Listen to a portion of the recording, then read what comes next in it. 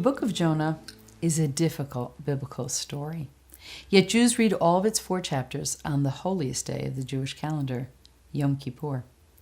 Even though it features an intransigent, rebellious prophet, there was never a question as to whether or not the book of Jonah would be included in the biblical canon. The book seems otherworldly.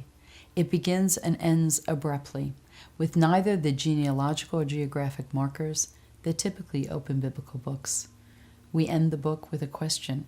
We as readers have no idea whatever happened to Jonah. The scholar Elias Bickerman included Jonah in his classic work, 4 Strange Books of the Bible. What is strange about Jonah? Was it God's unusual demand that a Hebrew prophet moralize to an important Assyrian stronghold who were sworn enemies of the Israelites? Perhaps it was the absurd assumption that one can run away from the Almighty. Then there's the book's fairy tale depiction of the great sea monster that swallowed but did not consume the prophet and then conveniently dropped him off on assignment. There's also the lowly worm that destroyed Jonah's precious gourd. They're the beasts of Nineveh, pious animals that wore sackcloth and ashes to beg, as it were, for their own redemption. Nature served as an odd conduit to God's will, from the storm to the harsh east wind to the sun that provoked Jonah to ask for his own death in chapter 4. Sandwiched in between the negotiation of God and Jonah over his future is the mass conversion in chapter 3 of an entire city from the simple utterance of Jonah's 5 Hebrew words. Never in the history of sacred literature could a prophet boast of such success. But still, Jonah fled the city. Returning to Bickerman's label, is there anything not strange in the book of Jonah?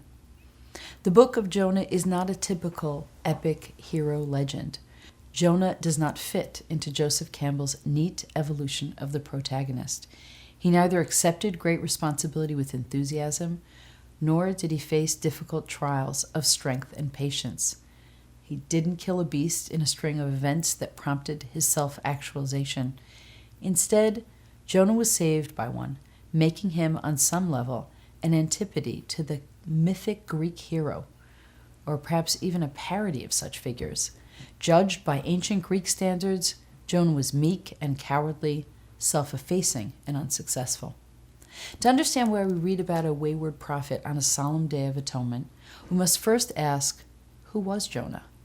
The first reference to him appears in the apocryphal work of Ben Sira, written in approximately 180 before the Common Era. The New Testament also references Jonah. In the book of Matthew, we learn that people wanted Jesus to perform signs and wonders, but he refused. He made an exception only when it came to acts similar to those of Jonah. Quote, "For as Jonah was 3 days and 3 nights in the belly of a huge fish, so the Son of Man will be 3 days and 3 nights in the heart of the earth."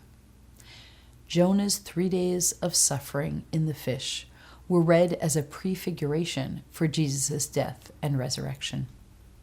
Jonah served as a prophet during the reign of Jeroboam II, the 14th king of Israel, according to the Hebrew Bible. Jeroboam's reign in the 8th century before the Common Era spanned over 4 decades. Often he's mentioned with disdain as a perpetrator of idol worship. He was a king at a time of great prosperity for ancient Israel, a fact that gave rise to a ruling class of merciless elites. He did what was displeasing to the Lord. He did not depart from all the sins that his father, Jeroboam, son of Nevat, had caused Israel to commit. It is immediately after this verse that we meet Jonah for the first time in the Hebrew Bible. It was he, Jonah, who restored the territory of Israel from Lavo Hamat to the Sea of Arava in accordance with the promise that the Lord, the God of Israel, had made through his servant, the prophet Jonah, son of Amittai, from Gat HaChefer. For the Lord saw the bitter plight of Israel with neither bond nor free left, and with none to help Israel. And the Lord resolved not to blot out the name of Israel from under the heaven, and he delivered them through Jeroboam, son of Joash. It is in 2 Kings that we learn the scant details of Jonah's life. His only stated task was the expansion of Israel's borders. He ministered to a king who was evil and corrupt. Jonah was from Gat-Hefer in the kingdom of Israel, slightly north of Jaffa, the port town where he later sent off to Tarshish. The city was located in the northern part of the land designated to the tribe of Zebulun.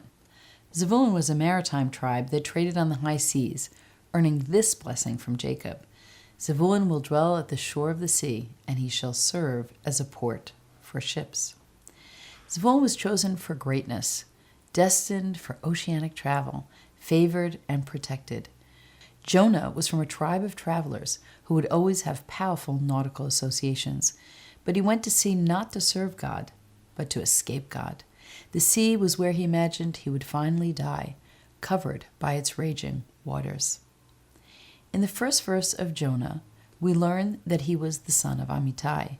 Vahi devar Hashem el Yonah ben Amittai. The root of Amittai is emet, truth. Jonah was a prophet who believed in hard truth over compassion. In chapter 4, Jonah described God with every attribute of mercy used earlier in the book of Exodus. Jonah left out one: truth. God, he believed, was only concerned with mercy. Jonah's world hinged on truth alone.